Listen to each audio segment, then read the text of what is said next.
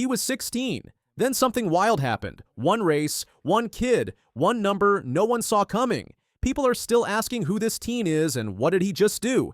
At just 16 years old, Cooper Lutkenhaus has done what most runners can only dream of, and he's done it before even finishing high school. In a sport dominated by years of training, experience, and maturity, this teenager from Justin, Texas, has turned the world of middle distance running upside down. In the 800-meter final at the 2025 USA Outdoor Track and Field Championships, Cooper didn't just hold his own against elite professionals, he obliterated expectations. Clocking in at a jaw-dropping 1 minute 42.27 seconds, he became the fastest under-18 runner in history, shattering the world U18 best by more than a second. But the real shock? He didn't just set a youth record, he placed second overall, earning him a spot on Team USA for the upcoming World Championships. This wasn't some high school heat or junior division meet. This was the national stage, where Olympic hopefuls and seasoned pros battle it out for international glory. And yet, Cooper Lutkenhaus didn't just show up, he stole the spotlight. To put that 1 minute 42.27 seconds in perspective, it made Cooper the 4th fastest American in history, over 800 meters, and the 18th fastest globally. That kind of performance would be stunning from a 25-year-old in their athletic prime. Coming from a teenager, it almost defies belief. But here's where the story gets even crazier.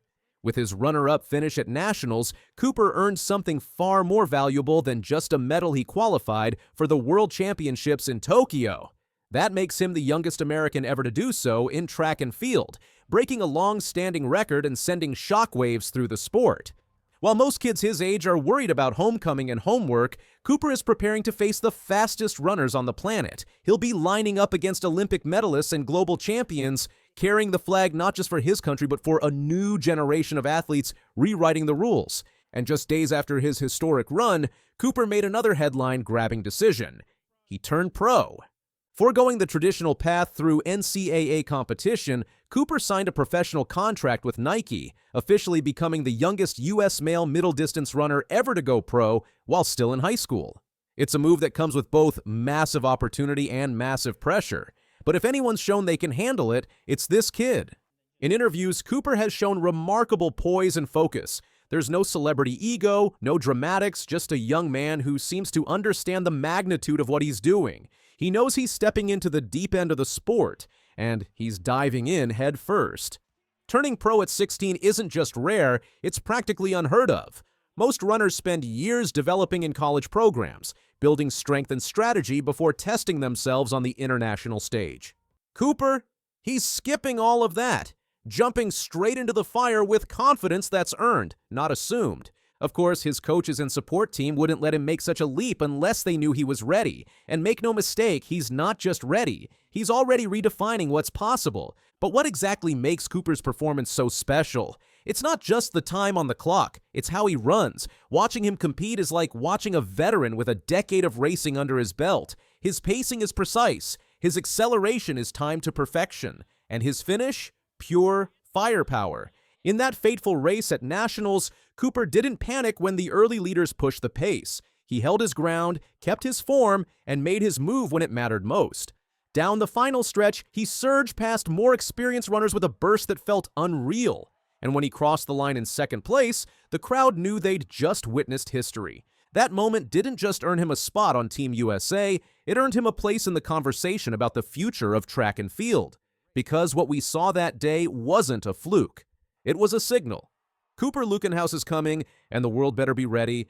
Since that breakout performance, praise has poured in from every corner of the sports world. Track legends, Olympic coaches, and even global media outlets have weighed in, many calling Cooper's run one of the greatest athletic feats ever achieved by a 16-year-old. Some have even compared his impact to that of LeBron James or Tiger Woods athletes who didn't just succeed young, but changed their sports forever. That kind of hype can be dangerous, especially for a teenager. But so far, Cooper has taken it all in stride. He's not chasing the spotlight. He's chasing greatness. And there's something deeper that makes his story resonate. In an era where so many athletes are manufactured through systems and programs, Cooper's rise feels raw, real, like he wasn't built in a lab, but discovered on the track an unpolished diamond that's already lighting up the world. We're watching a generational talent take shape in real time, and that's not just exciting, it's rare. But the story doesn't end with the times or the trophies. The bigger question now is, what comes next? Cooper will head to the World Championships in Tokyo, not just as a competitor, but as a phenomenon. He'll race against the best in the world on one of the biggest stages in all of sports, and he'll do it with the pressure of history on his shoulders. Some might say it's too much too soon. But if Cooper's past few months have proven anything, it's that he thrives under pressure. The journey ahead won't be easy. He'll face athletes with more experience, more endurance, and deeper racing strategy. But Cooper has a weapon they don't: fearlessness. The kind of fearlessness that only comes from youth and raw belief. He's not burdened by expectation, he's fueled by it. This isn't just a story about a fast kid. It's a story about what happens when preparation meets opportunity, when someone dares to challenge the natural order and refuses to wait their turn. Cooper didn't knock on the door of greatness, he kicked it open, and maybe that's what makes this moment so powerful. We're not just witnessing talent, we're witnessing disruption. The old rules don't apply anymore. Age isn't the barrier it used to be. Experience isn't the only currency. Sometimes, the fastest way forward is to leap before anyone thinks you're ready. For years to come, young athletes will look at Cooper Lutkenhaus as proof that the impossible might just be possible, that you don't have to wait until college or until you're ready to chase big dreams. You just have to be bold enough to try. And as the world watches this teenager toe the line at the World Championships, one thing is certain: win or lose, he's already changed the game. Cooper Lutkenhaus didn't just qualify for Worlds, he forced the world to pay attention. Because the future of track and field isn't coming. It's already here. And it's wearing spikes at 16. And a good start by Coleman. Now can he hold off the world champion at 100 meters? No, he can't! Can the Jamaican do it? Oh, it's so close! But it's Lyles! As Noah Lyles tries to reel him in, Lyles slightly ahead and looks... Noah Lyles has shaken the sprint world. In just 1 year, he captured national titles in the 60 meters, 100 meters, and 200 meters, a triple almost no sprinter has achieved. 3 distances, 3 victories, 1 man. His name now stands beside legends like Maurice Green and Justin Gatlin. But how did he pull this off, and what does it mean for his chase of Usain Bolt's throne? Track and field is unforgiving. Winning even 1 national sprint title marks you as elite, but winning 3 in the span of a year is almost unheard of. Yet, Noah Lyles managed exactly that. In 2024, he became the USA Indoor 60 meters champion. Later that year, he claimed Olympic gold in the 100 meters final in Paris. And in 2025, he stormed the USA Outdoor Championships in Eugene, taking the 200 meters crown with a blazing 19.63 seconds. This sweep demanded explosive starts, raw speed, and strength over the curve, skills that only a handful of Americans have ever mastered.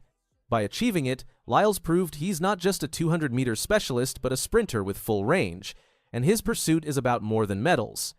He is building a legacy, one that could place him alongside the greatest sprinter of all time, Usain Bolt. It began indoors. At the 2024 USA Indoor Championships, Lyles faced the 60 meters, the shortest race in elite track. One false move at the start and the race is gone. For years, critics doubted his first 30 meters, saying he lacked sharp acceleration. In Albuquerque, he proved them wrong. Bursting from the blocks, he finished in 6.43 seconds, fast enough for the crown. The win showed he could handle every phase of sprinting, from explosive launches to powerful drives. That title was the first brick in his triple. More importantly, it signaled that Lyles wasn't just preparing for longer sprints, he could dominate the fastest, most unforgiving test in track and field. If the 60 meters tested his start, the 100 meters tested his claim to be the world's fastest man. At the 2024 Paris Olympics, the pressure was enormous. The men's 100 meters final came down to a lean at the line. Lyles stopped the clock at 9.79 seconds, just 0.005 ahead of Jamaica's Kishane Thompson. It was one of the closest Olympic finals ever, and it was historic. Lyles ended a 20-year drought for American men in the event. The last U.S. sprinter to win Olympic 100 meters gold was Justin Gatlin in 2004. This was more than a medal. For years, many labeled Lyles as only a 200 meters runner. With this race, he silenced those doubts. He showed the world that under Olympic lights, against the fiercest rivals, he could deliver. The second piece of his triple was secured, and attention shifted to the distance where he has always been most dangerous, the 200 meters. The 200 meters has always been Noah Lyles' stage. It's the event where his long stride, speed, endurance, and late race drive shine brightest. At the 2025 USA Outdoor Championships in Eugene, he faced rising stars like Letsile Tebogo and Kenny Bednarek. With the pressure on, Lyles stormed the bend and dominated the straight. The clock read 19.63 seconds. Another national crown, and with it, the completion of his triple. This win also added to a deeper legacy. In 2022, he ran 19.31, breaking Michael Johnson's American record of 19.32. That time still makes him the third fastest man in history over the distance, behind only Usain Bolt and Yohan Blake. Eugene wasn't just about defending his event, it was about showing that even with new rivals closing in, Lyles still owns the 200 meters. Every sprinter since 2017 has been compared to Usain Bolt. His 8 Olympic golds and his world records in the 100 meters and 200 meters remain unmatched. For years, no one came close. But Lyles is now seen as the heir. At the 2023 World Championships in Budapest, he swept the 100 meters, 200 meters, and 4 zone 100 meters relay, a feat previously achieved only by Bolt. His American record in the 200 meters, 19.31, is just a step behind Bolt's 19.19 world record. Fans and media call him the next Bolt. Lyles accepts the comparisons but insists on writing his own story. "Medals are nice," he once said. "I want to show people how far they athletes can really go."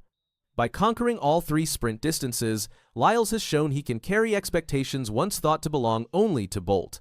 The bigger question: can he push further at the 2028 Olympics and maybe take down those world records that have stood for over a decade? Noah Lyles isn't only defined by medals, he's also about influence. After his 2023 triple at Worlds, he made headlines by questioning why NBA champions call themselves world champions. "World champion of what?" he asked. "The United States? We are the world." World champion on their head. World champion of what? The United States? The remark stirred backlash from NBA stars like Kevin Durant, but also shone a light on how track deserves global recognition. Off the track, Lyles is a creative force. He makes music, paints, and explores fashion. He often speaks about inspiring others to go beyond medals and to reinvent themselves in life. This mix of speed, personality, and boldness has made him one of the most talked about athletes in sport today. His triple sprint crown has only boosted that profile. Lyles' triple sprint title shows more than just speed. It highlights his range, consistency, and composure. He has proven he can dominate in every distance, from the explosive 60 meters to the endurance-driven 200 meters. He has shown the ability to perform across multiple seasons and championships, maintaining excellence year after year. Most importantly, he thrives under pressure, delivering when it matters most, whether on the Olympic stage or at national showdowns. Few sprinters in history have combined all 3 qualities, which is why this achievement stands out as more than just a set of medals. It is proof of complete dominance across sprinting. With this triple, Noah Lyles has placed himself in rare company. But the future holds even greater challenges. The 2025 Diamond League season is testing him against rising talents like Tebogo, and the 2028 Los Angeles Olympics loom large. By then, Lyles will be 31, still within sprinting prime but facing the toughest rival of all, time. Right now, though, he owns the crown: Olympic 100 meters champion, American 200 meters record holder, and the only man of his generation to sweep 60 meters, 100 meters, and 200 meters titles in a single stretch. Fans are left asking, can he break Bolt's records? Can he build a legacy bigger than medals? One truth is already clear: when the lights are brightest, Noah Lyles delivers. Noah Lyles' triple sprint title isn't just 3 wins, it's a statement.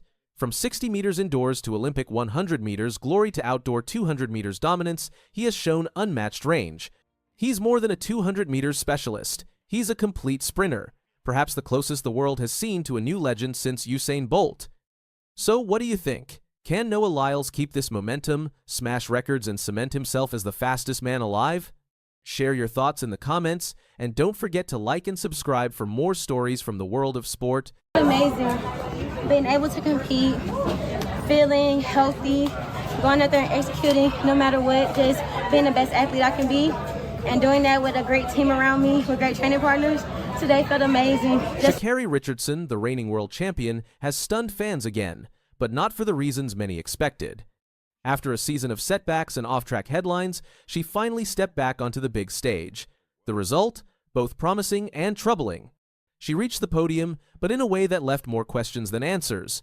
Is Sha'Carri still the queen of sprinting, or has her own shadow finally caught her? Sha'Carri Richardson is one of the biggest names in track and field. She is bold, fast, and never afraid to speak her mind. Fans know her for her colorful hair, her tattoos, and above all, her blazing speed. At the 2023 World Championships in Budapest, she stunned the world with a gold medal and a time of 10.65 seconds in the 100 meters, making her one of the fastest women in history. But 2025 has not been kind to her. A small injury in February delayed her season and ruined her rhythm. Her comeback races in May and June were shaky. The season that was supposed to be another crown year for Sha'Carri was quickly turning into a nightmare. The story of Sha'Carri's 2025 season begins in February. During winter training, she suffered an injury. She never said exactly what it was, but it kept her off the track for weeks. By the time May came around, she still wasn't ready. Her first big race was in Tokyo at the Golden Grand Prix on May 18. Fans expected fireworks. Instead, they saw Sha'Carri finish fourth in 11.47 seconds, almost a full second slower than her best. Right away, rumors spread. Was she hiding an injury? Was her form gone? By July, she admitted the truth. At a press conference before the Prefontaine Classic, she said, "The injury completely set me back from the season, delaying my start." She promised she was ready for a well-executed race. But when the gun fired in Eugene, she faded. 9th place. Her season looked lost. And things didn't get easier. Off the track, Sha'Carri made headlines after an airport incident with her partner that led to her being arrested. For weeks, her personal life became bigger news than her races. By August, the questions were everywhere. Listen. Chris, I assaulted you? Okay. I'm so sorry. I'm just making it's sure. It's not him that reported it. One of the TSA folks reported it. Oh, one of the TSA people, because I can definitely have evidence of him assaulting me if possible. Was Sha'Carri finished? Could she still compete with the best? Or had the fire that made her a world champion started to burn out? On the 22nd of August, at the Allianz Memorial Van Damme in Brussels, Sha'Carri got her chance to answer. The 100-meter field was stacked. In lane 5 was Melissa Jefferson Wooden, her training partner, who had been dominating the season with a world lead. In lane 4, Jamaican legend Shelly Ann Fraser-Price. And in lane 6, Sha'Carri Richardson. The crowd buzzed as the women settled into their blocks. The starter's gun fired, and Jefferson jumped ahead quickly. Sha'Carri's start was steady but not explosive. For the first 40 meters, she trailed. But then, her stride opened up. She fought her way forward, lifting her knees higher, driving her arms harder. For Sha'Carri, that second place felt like gold. She smiled wide, shook Jefferson's hand, and even pointed to the sky in relief. She had been beaten, but she was back. Still, the result left questions. Was this a sign she had regained her form, or was it proof that the younger generation, Jefferson, Alfred, and others, had passed her by? Her time, 11.08, wasn't close to her personal best, but it showed consistency. Earlier in August, she ran 11.05 inches, Silesia. Now, with another low 11 time, she was proving she could hold her level. This was important because the World Championships in Tokyo were only weeks away. As the reigning world champion in the 100 meters, Sha'Carri already had a spot in the final, but she needed momentum. She needed belief. Brussels gave her that. It also showed her fans something else, her resilience. After the airport arrest, after the injuries, after the questions, Sha'Carri smiled, hugged her rivals, and stood proud on the track.